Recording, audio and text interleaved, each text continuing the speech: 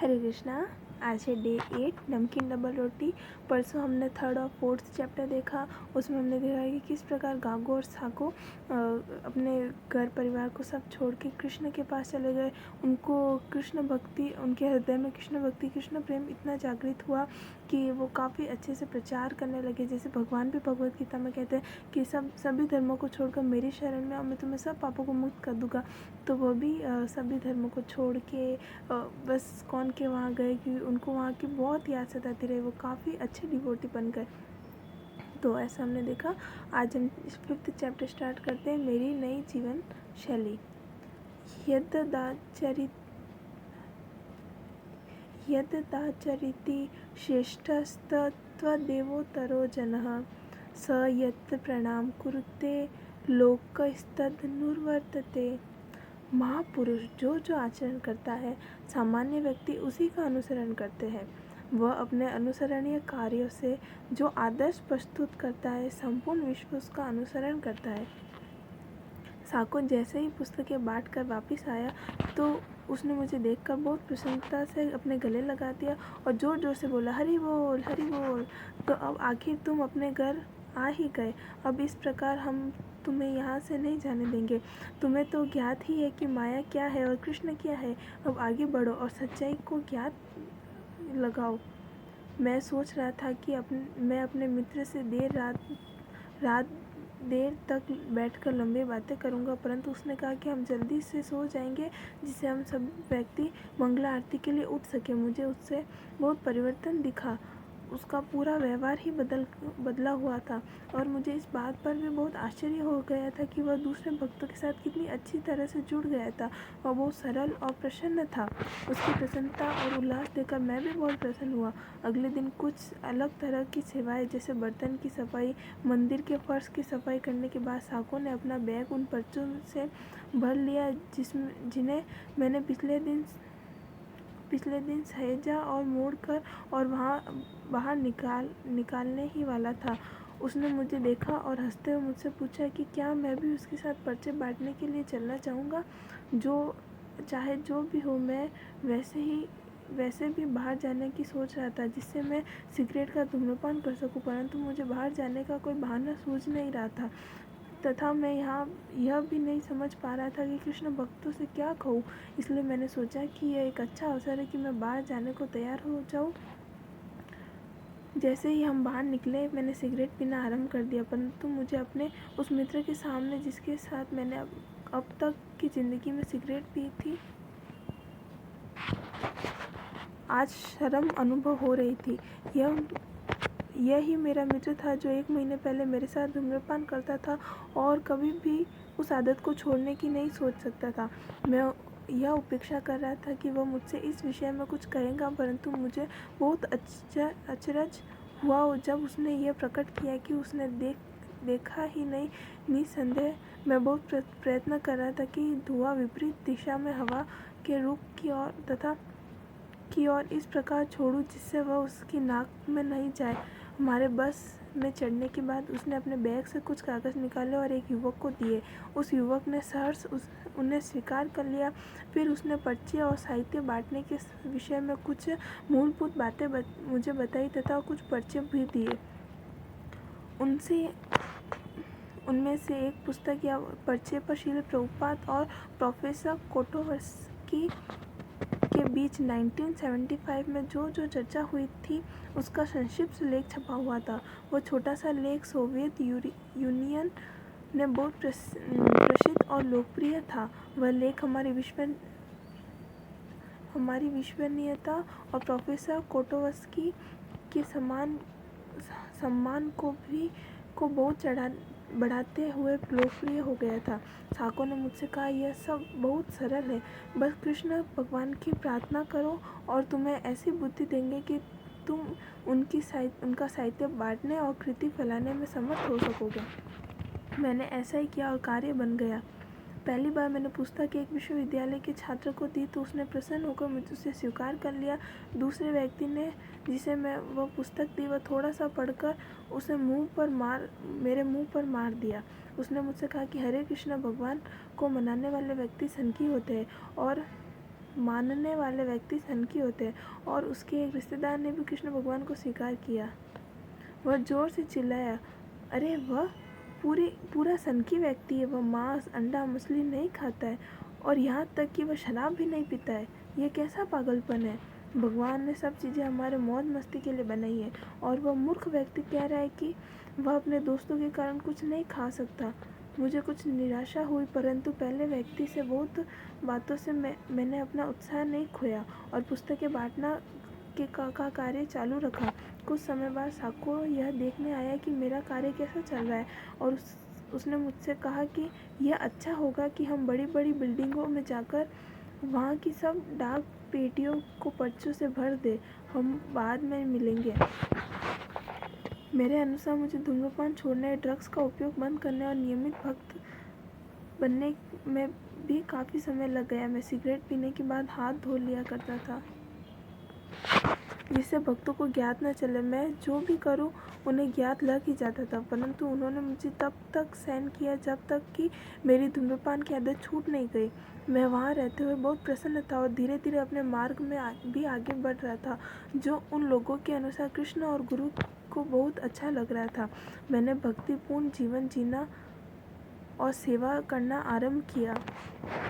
सुबह 3:30 पर बजने वाला अलार्म अब मुझे परेशान नहीं करता था और मैंने सुबह उठकर ठंडे पानी से नहाने में भी खुशी खुशी अपना लिया। मैंने कभी यह कल्पना नहीं की थी कि यह सब इतना आसान और सुख भी देने वाला हो सकता है।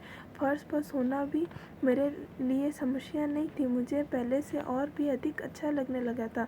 ज़मीन पर बैठकर पढ़ना और भोजन करना भी एक मज़ा ही था। लगभग प्रतिदिन हम पास वाले शहर में पर्चे बांटते थे और फिर एक स्वादिष्ट भोजन करते थे।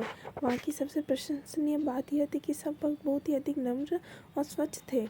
रसोई घर की टेबल पर कोई भी कार्य करने के तुरंत बाद वे स्पष्ट कर देते थे और अपने हाथ भी अच्छी तरह से धो लेते थे। वे भोजन के बाद या कोई भी कार्य करने के बाद फर्श की सफाई भी कर लेते थे। वे रोज़ अपने कपड़े धोते थे। इस प्रकार मैंने भी वे सारी आदतें अपना ली। वे सब आदतें इस प्रकार मेरे जीवन का एक हिस्सा बन गई। जल्द ही यह जीवन शैली मेरे लिए इतनी सहज हो गई कि मैं कल्पना भी नहीं कर सकता था कि इससे पहले मैं रोज़ स्नान किए बिना कैसे रह जाता था। मुझे एक ही समस्या थी कि मैं यह नहीं चाहता था कि पुलिस मेरे माता पिता को परेशान करे, परंतु ऐसा असंभव ही था क्योंकि मेरा नाम और ज्ञात पहले से ही उनकी सूची में था। मेरे मंदिर में रहने आ जाने के 2-3 महीने बाद मैंने सुना कि रूस में पुलिस कृष्ण भक्तों को पकड़कर कारावास में डालना आरंभ करने लगी थी। कमला, माला और सन्यास ने हमको समझा दिया था कि हमें और अधिक सावधान रहना चाहिए और प्रतिदिन हमारे उन भाई बहनों के लिए जो समस्या में प्रार्थना करनी चाहिए। हमें बताया गया कि जो व्यक्ति गिरफ्तार किए जा चुके हैं उनमें रूस के पहले कृष्ण भक्त अनंत शांतिदास भी है, जिन्होंने श्रील प्रभुपाद से दीक्षा ली थी। हरिकेश स्वामी से दीक्षित कुछ भक्त जैसे जयपद, सुचारु दास, वृंदावन दास तथा प्रेमवती देवी दासी भी जो उस समय गर्भवती थी, कारावास में बंद थे। इतना सब कुछ होते हुए भी मैं देख रहा था कि भक्त कछुओं की तरह छिपने के स्थान पर शेर बनकर और भी अधिक पर्चे तथा पुस्तकें छापकर बांटना आरंभ कर रहे थे। एक दिन पुस्तकें बांट कर आने के बाद भक्त बहुत प्रसन्न थे। उस दिन बहुत सारा प्रसाद बनाया था। सब ऐसे प्रसन्नचित्त लग रहे थे कि जैसे कोई उत्सव हो। हमने आत्मानंद से पूछा कि यह क्या हो रहा है, तो उन्होंने कहा कि मंदिर में जाकर देखो भगवान के सामने क्या रखा है। हम जल्दी अंदर गए और हमने देखा कि वर्तमान और भूतपूर्व गुरुओं के चित्र के सामने 2 सुंदर पुस्तकें रखी हुई थी। उसमें से एक रूसी भाषा में भगवत गीता और दूसरी आर्मेनियन भाषा में पुनरागमन।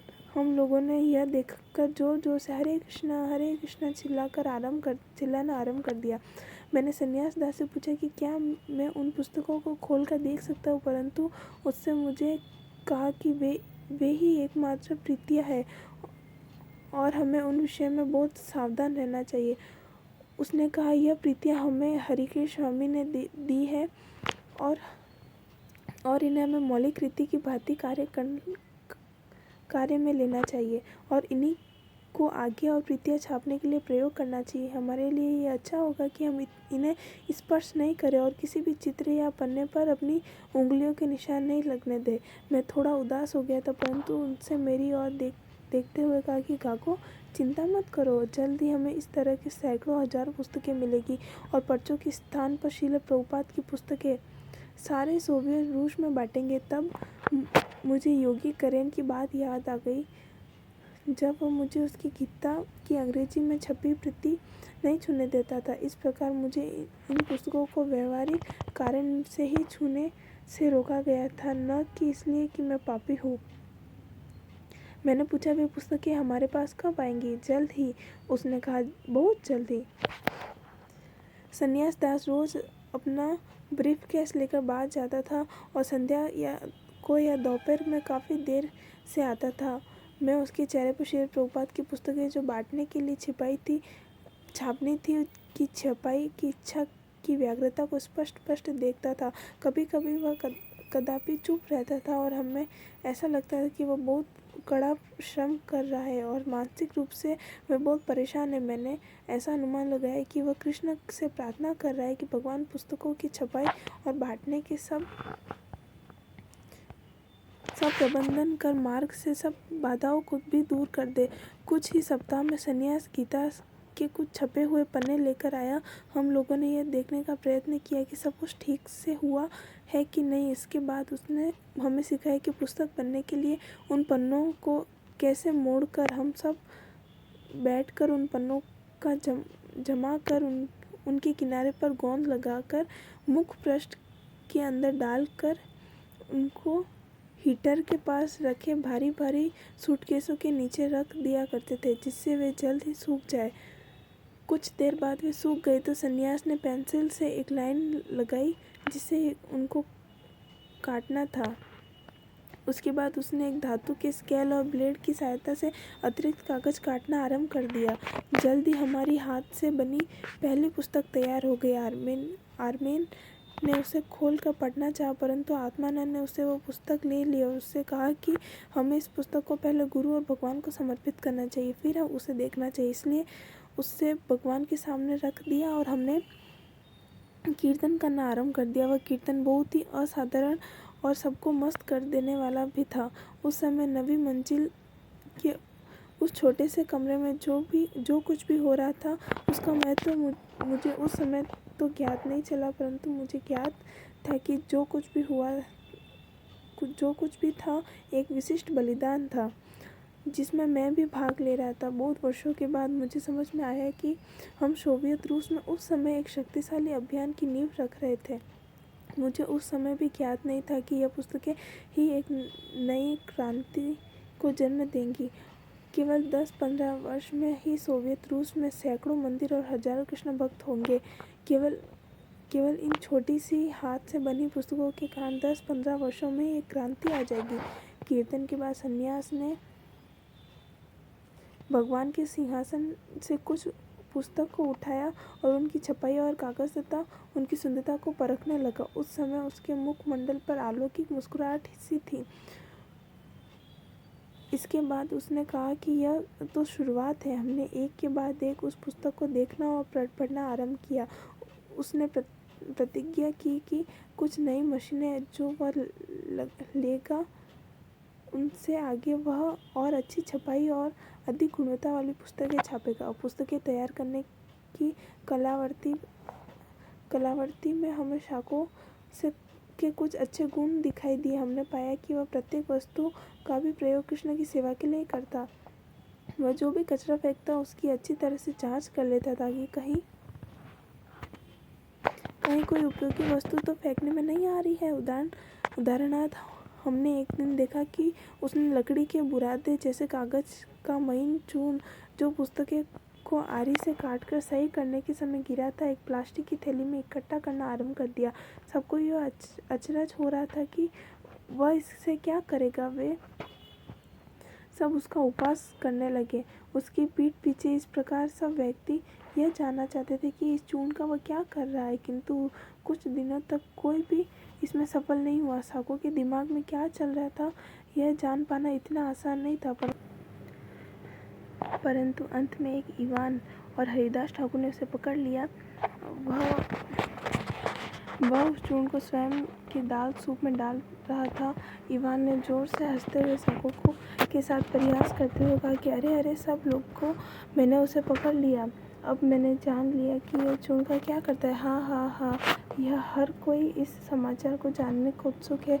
वरदान नित्यानंद दास में और मैं रसोई घर में देखने गए कि वह क्या चल रहा था। साको वहाँ चुपचाप खड़ा हुआ था और घबराहट से अपना सिर हिला रहा था। उसके हाथ में वह बुराते का भरा हुआ थैला था। हर कोई उससे चिढ़ा रहता था और उसका उपहास कर रहा था। साको ने अपना प्याला उठा लिया और कमरे में जाकर अपना भोजन पाने लगा। इवान ने उससे पूछा कि वह ऐसा क्यों कर रहा है, तो इस पर साको सरलता से उत्तर दिया कि यह सब चूर्ण भगवत गीता से और प्रभुपाद जी की अन्य पुस्तकों से निकला है, इसलिए यदि वे पुस्तकें पवित्र है तो इनसे निकला हुआ चूर्ण भी पवित्र होना चाहिए। अतः मैंने यह निश्चय किया है कि इसका किसी न किसी प्रकार का उपयोग होना ही चाहिए। हर कोई उस पर हंस रहा था, उस पर चिढ़ रहा था। कमला माला ने उसे यह कहा कि मुझे ऐसा विश्वास है कि तुम कहीं रोज़ भोजन बनाने के बड़े बर्तन में इस पाउडर को मिलाकर हमको भी खिलाते तो नहीं हो। सन्यासी यह जानने को बहुत उत्सुक था कि वह भगवान को चढ़ाने से पहले प्रसाद में तो इसे नहीं मिला रहा है। वह ऐसा समय था जब नए सोवियत भक्तों ने कोई कुछ भी और सब कुछ करने की बात सोच सकता था। सदस्यों के लिए साधारण बात थी कि कोई ऐसे विचित्र विचार की आशा करे कि वह पुस्तकों के पूर्ण को अपने भोजन में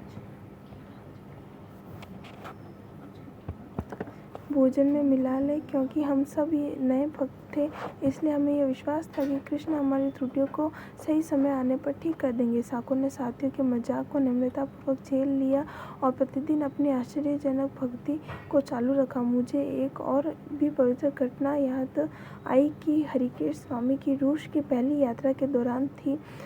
एक भक्त ने अपना हाथ उठाया और उससे पूछा कि भगवान को चढ़ाए हुए फूलों में से किसी फल में यदि कीड़े पड़ जाए तो क्या करना चाहिए। क्योंकि वह भगवान को चढ़ाया जा चुका है, अतः वह प्रसाद हो गया है, तो उस सड़े हुए पुष्पों को खाए या फेंक दे। मुझे याद है हरिकेश स्वामी अपना सिर पकड़े हुए थे और कदाचित वे स्वयं भी नहीं समझ पा रहे थे कि क्या उत्तर दें, और कुछ समय तक हंसते ही रहे। फिर वे उच्च स्वर में चिल्लाए, नहीं, कृपया उसे मत खाओ, उसे फेंक दो बस। हम शाकाहारी हैं, हम कीड़े नहीं खाते हैं। वह एक ऐसा समय था जब सब भक्त युवा के अपार्टमेंट में रहते थे। वह वकील था, उसके पास बहुत मूल्यवान और सुंदर फर्नीचर था तथा उसकी पुस्तकों को अलमारी में बहुत महंगी और अद्वितीय पुस्तकें थी। प्रतिदिन सुबह के नाश्ते के बाद वह 25 पुस्तकें बांटने के लिए अपना थैला भरता था, तो वह यूरा के संग्रह में से भी कुछ पुस्तकें रख लेता था। हमने उससे पूछा कि वह उन पुस्तकों से क्या करता है, तो उसने बताया कि वह इन्हें चोर बाजार में ले जाता है। सब प्रकार के पुस्तकों का क्रय विक्रय होता है। वह उन पुस्तकों के विक्रय से मिला धन प्रभुपाद की पुस्तकें बेचकर मिली रकम से में मिलाकर सन्यास दास को देता रहता था, जिससे वह रकम और पुस्तकें छापने के लिए आए। उसने हमसे कहा कि यह बात यूरा को ज्ञात नहीं होनी चाहिए, क्योंकि वह अभी भी भौतिक पदार्थों से आसक्त है। अतः यह जानकर उसे बहुत बुरा लगा। उसने कहा, क्योंकि मैं उसकी पुस्तकों को बेचने से मिले धन का उपयोग कृष्ण की सेवा में कर रहा हूँ, इसलिए यूरा को जब अपने आप ज्ञात लगेगा तब तक मैंने उसकी अनेकों पुस्तकें बेच दी होंगी। इससे उसे अपने आध्यात्मिक जीवन में प्रगति करने में सहायता मिलेगी। तब तक वह इसके लिए बहुत प्रसन्न होंगे। जल्द ही यूरा ने देखा कि ऊपर वाला बुक शेल्फ दिन पर दिन रिक्त हो रहा था। उसने ध्यान से देखा और पाया कि बहुत सारी पुस्तकें वहाँ से गायब थी। उसने सब भक्तों से पूछा कि क्या किसी को इस विषय में कुछ ज्ञात है। इसका सबको ज्ञात था, परंतु किसी ने भी कुछ नहीं बताया, क्योंकि हमें विश्वास था कि यदि शाको ही उसे बताए तो अच्छा होगा। जब सच्चीसुत पुस्तकें बेचकर आया तो यूरा ने उसे बालकनी में बुलाया और उससे पुस्तकों के विषय में प्रश्नोत्तर आरंभ कर दिया। सच्चीसुत ने उसे सच बता दिया और बहुत बार क्षमा याचना की। उसने यूरा को उसे क्षमा करने को कहा, क्योंकि उसकी आज्ञा के बिना उसकी पुस्तकें बेच दी गई थी। हम सब पर्दे के पीछे यह देख रहे थे और सोच रहे थे कि यूरा बहुत गुस्सा होगा, क्योंकि हमें ज्ञात था कि उसकी प्रकृति ऐसी ही थी। प्लेट में कुछ भी गड़बड़ पाने पर वह छोटी छोटी चीज़ों के विषय में हमेशा शिकायत करता रहता था। हमें बहुत आश्चर्य हुआ जब उसने अपना सिर झुकाकर और धीरे से सच्चीसुत से कुछ बोला जिसे हम सुन नहीं पाए। कुछ देर बाद यूरा खड़ा हो गया और उसने सच्चीसुत को गले लगा लिया। दोस्तों की तरह अपनी पीठ थपथपाने लगा। उसने सच्चीसुत से यह सब बंद करने को कहा और आगे से कोई भी वस्तु उसे बिना बताए नहीं लेने का निर्देश दिया। हम सब प्रसन्न थे कि उससे सच्चीसुत को नीचा नहीं दिखाया, क्योंकि हम सच्चीसुत को उसकी सरलता के कारण अत्यधिक प्रेम करते थे। कुछ देर बाद यूरा जब अंदर आया तो वह सिर हिला रहा था। हंसते हुए उसने कहा, ओहो मेरे भगवान, सब शाको सच्चीसुत मुझे कृष्ण भगवान का सच्चा भक्त बनाने का प्रयत्न कर रहे हैं। हम सब व्यक्ति देख रहे थे और यूरा तथा सच्चीसुत का परिहास कर रहे थे और उसे यह सुझाव दे रहे थे कि जब भी सच्चीसुत पुस्तकें बेचने जाए तो यूरा उसके बैग की पड़ताल करे। हर रोज हम स्वयं ही श्री कृष्ण का संदेश पढ़ने लगे और धीरे धीरे श्रील प्रभुपाद की पुस्तकें बांटने के लिए हमारा उत्साह बढ़ता ही गया। एक दिन हमने एक अलग सा दृश्य देखा और सच्चीसुत ने पूछा, अरे सच्चीसुत, वह कैसा कोलाहल है? चर्चा के बाद उत्तेजित लोग की भीड़ किस लिए है? उसने उत्तर दिया कि वे कम्युनिस्ट पार्टी वाले हैं। यह बात श्रील प्रभुपाद ने वे जब यहाँ थे तब बताई थी। वे कम्युनिस्ट पार्टी वाले सब शहरों में नए सदस्य बना रहे। सच्चीसुत ने कहा कि कम्युनिस्ट पार्टी वाले गरीबों से कहते हैं कि साथियों सुप्रभात, आनंदित। अरे देख रहा हूँ कि आप व्यक्ति चर्चा से आ रहे हैं। क्या आप अपने भगवान से दैनिक भोजनापूर्ति के लिए प्रार्थना की? क्या आपको रोटी मिल गई? मैं पूरा ट्रक भरकर ब्रेड लाया हूँ, जितना चाहे ले लो। अब बोलो कौन अच्छा है? बोलो भगवान या कम्युनिस्ट पार्टी? तो ऐसे में गरीब व्यक्ति निसंदेह कहेंगे, अरे कम्युनिस्ट बंधु, आप ही अच्छे हैं। मैंने कहा, यह तो पराकाष्ठा है, इतनी दृढ़ता। हाँ, श्रील प्रभुपाद ने कहा था कि लोगों को चाहिए कि वो उससे पूछे कि ओ लुटेरो, तुम यह ब्रेड कहाँ से लाए हो? क्या तुम गेहूँ उगा सकते हो? नहीं, बिना भूमि और वर्षा के अभाव में तुम अनाज नहीं उगा सकते। इसलिए कृष्ण ही सबको रोटी दे रहे और इसलिए कम्युनिस्ट पार्टी चारों का समूह है। हम इतना साहस से नहीं बोल सकते, हम क्या करें? श्रील प्रभुपाद ने हमें एक कार्यक्रम दिया।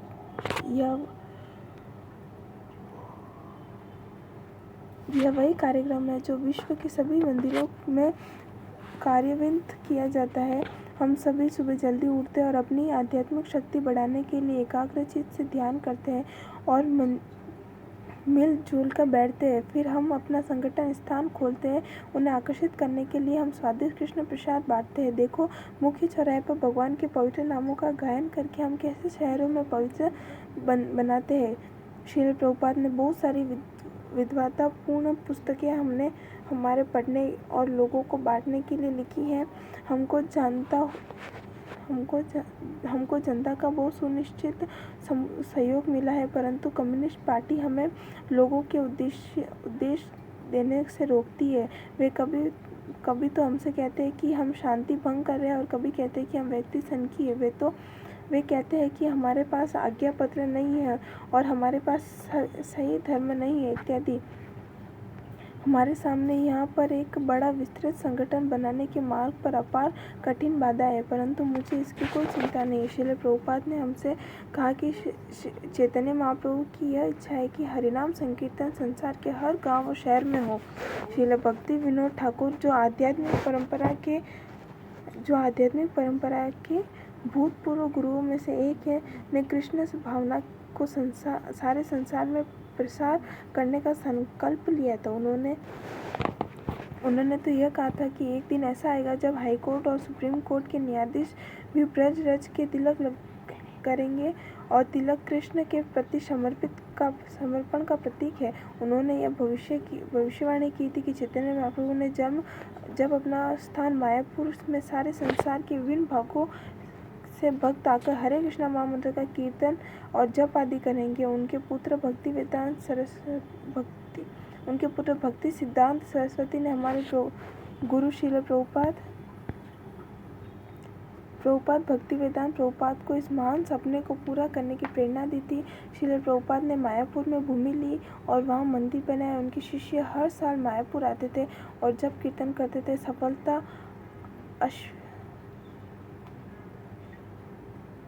सफलता अवश्य भावी है। श्रील प्रभुपाद ने कहा था कि आप चाहे तो सफलता का श्रेय ले सकते हैं। श्रील प्रभुपाद की जय।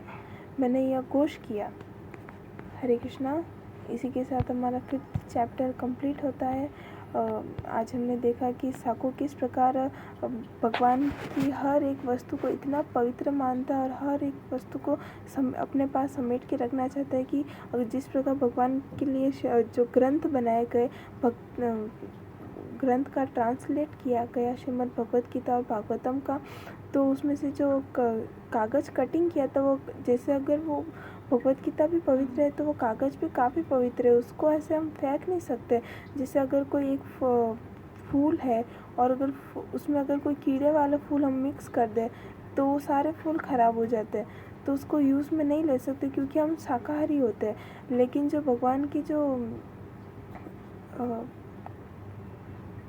वस्तुएं होती है ना वो बहुत पवित्र होती है, उनको ऐसे संभाल के रखना चाहिए। ऐसा फिर बताया कि ये जो हरे कृष्णा आंदोलन है वो प्रभुपाद की भक्ति विनोद ठाकुर की इच्छा थी कि हरे कृष्णा आंदोलन हर एक प्राणी का बोले, पूरे संसार में ये हरे कृष्णा आंदोलन हो।